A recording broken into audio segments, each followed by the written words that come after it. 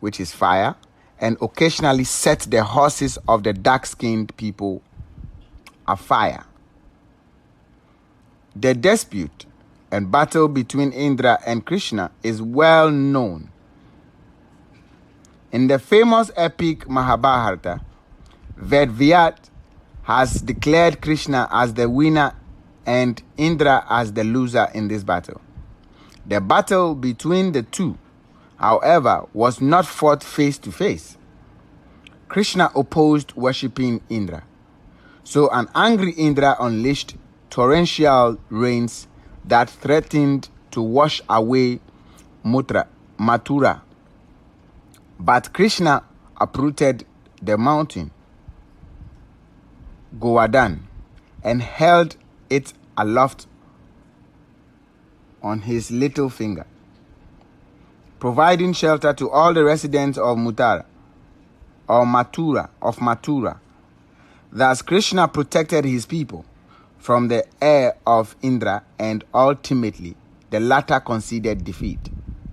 In this version of the battle, Krishna and Indra never came face to face, but in other scriptures, including the Rig Veda, Indra is shown to be victorious in the battle after a lot of bloodshed.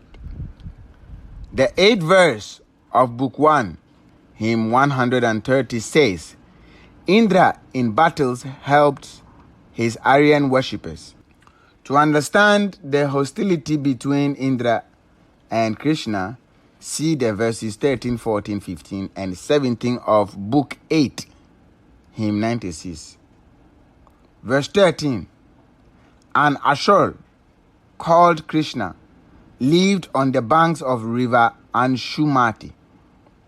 He moved fast and traveled along with 10,000 armies. Indra located that shouting Ashur using his intelligence and in the interest of humanity destroyed his murderous armies.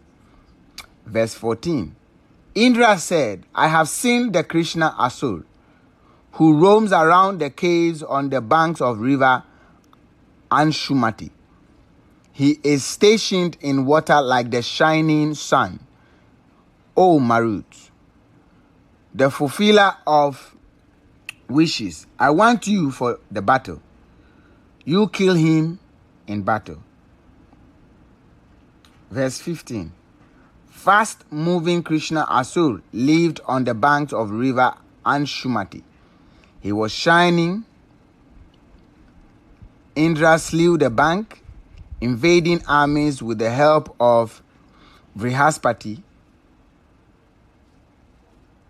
Verse 17 says, O wielder of the bolt, Indra, you have done this.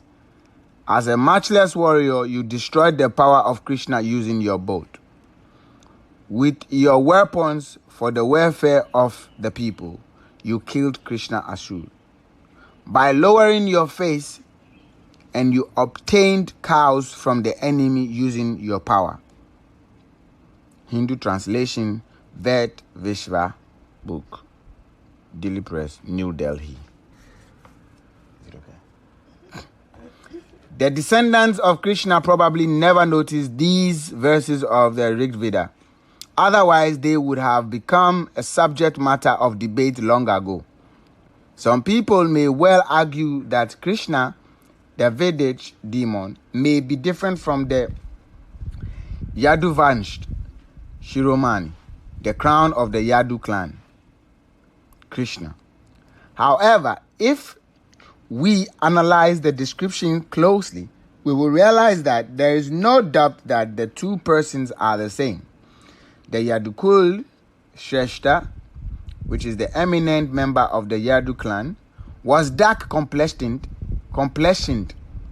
He owned cows and his armies were stationed near the river Yamuna. Krishna, the Vedic demon, also had armies. He lived near the Ashumati or Yamuna. He was dark in complexion and was associated with cows. He lived in the Govardhan cave. Both Yaduvanshi Krishna and Krishna. The demon were in conflict with Indra. Both were against yagnas and worshipping Indra. The description in the Rigveda of the Indra-Krishna battle on the banks of Yamuna, of the slaying of Krishna's pregnant wives, of the slaughter of his entire army, of peeling off of his dark skin, of beating up and burning him after hanging him upside down, of capturing his cows. All this is a part of the struggle between the Aryans and the non-Aryans, which this country witnessed and which saw glorification of the deceitfulness murder of Mahishasur, Ravana, and Hiranyakashyap, Raja Bali, Banasur, Shambuk, and Vrihadrat. The Puranas were written to mislead the original inhabitants of this country, and they were all projected as history by the Brahmins. The outcome of this falsification of history is that today the Buharians consider their own ancestors to be valiant and worship those who killed them deceitfully.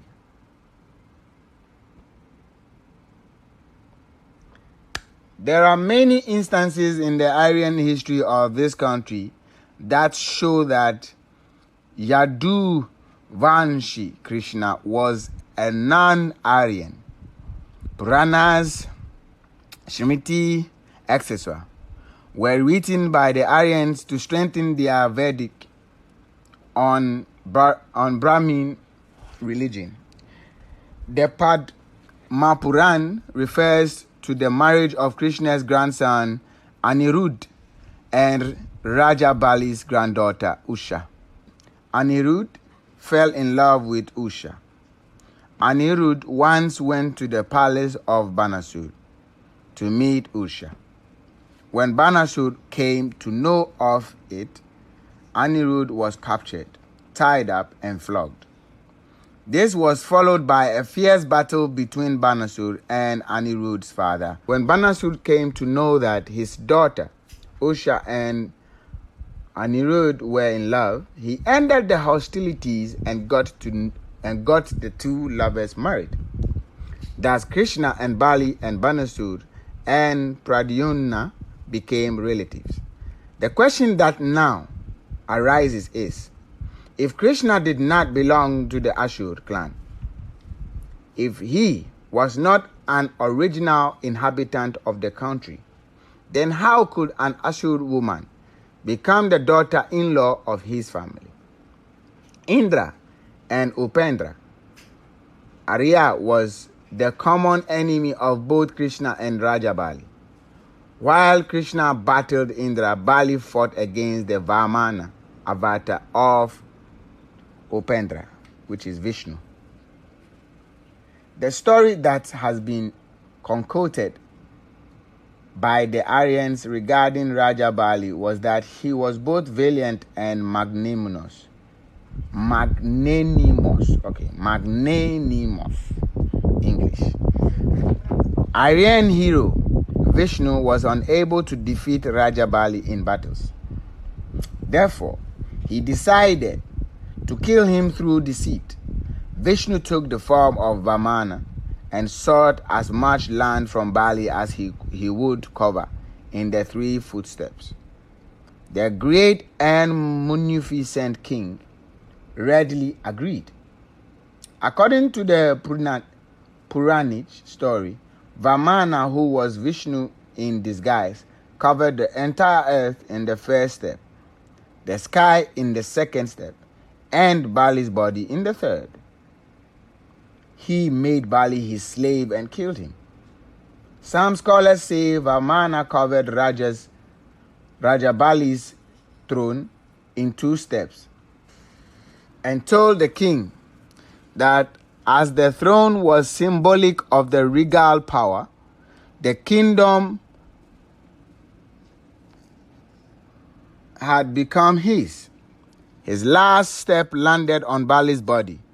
As Raja Bali was bound by his promise, he surrendered his kingdom and body to Vamana. Vishnu, disguised as Vamana, tied a red thread on the Bali's wrist and took him to his camp.